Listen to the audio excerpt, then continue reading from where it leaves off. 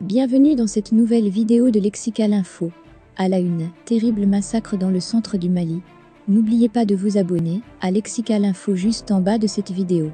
Le communiqué établi par les autorités maliennes est largement repris ce matin par les médias du pays, notamment par Maliweb. Les paisibles citoyens des villages de Dialassagou, Dianhouli et d'Essagou et environ, dans le cercle de Bankas, ont fait l'objet d'attaques terroristes lâches et barbares dans la nuit de samedi à dimanche dernier.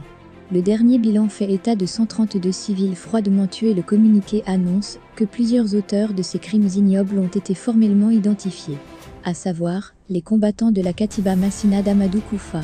Fermez les guillemets. Maliweb, qui précise que les images largement partagées sur les réseaux sociaux montrent des boutiques, des habitations, des engins à 2 roues et des véhicules complètement calcinés.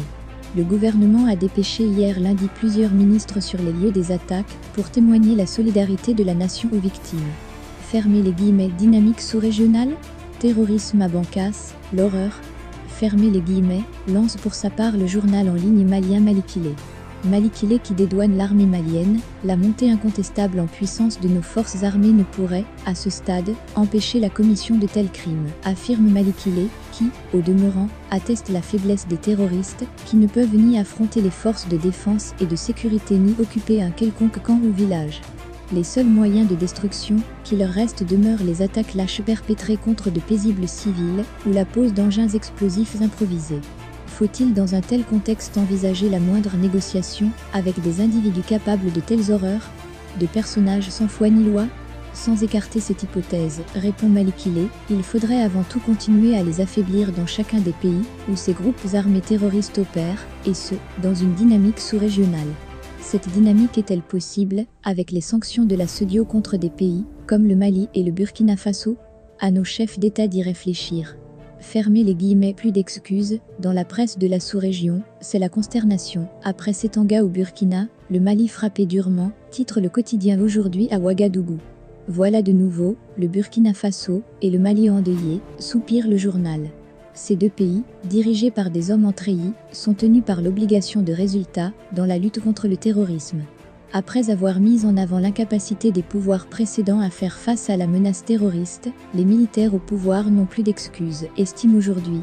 Plus que jamais, ils sont dos au mur et doivent aller au charbon pour redonner de la quiétude aux populations qui n'exigent rien d'autre. Fermez les guillemets. Et Wagner? Qui pour sauver le Mali? Fermez les guillemets, lance pour sa part le pays, toujours au Burkina Faso.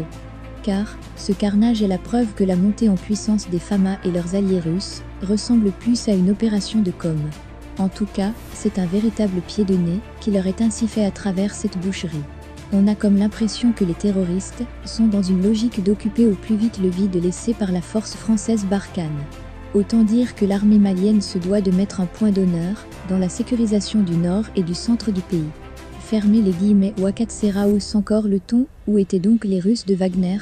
Ainsi donc, les tueries de masse sont toujours cours au Mali, malgré la présence des éléments de la société de sécurité privée russe, qui sont portés au nu par la junte militaire au pouvoir au Mali, après leur divorce avec les forces françaises Barkhane et européennes Takuba, qui elles ont été vouées aux gémonies, et déclarées non grata sur les berges du Djoliba.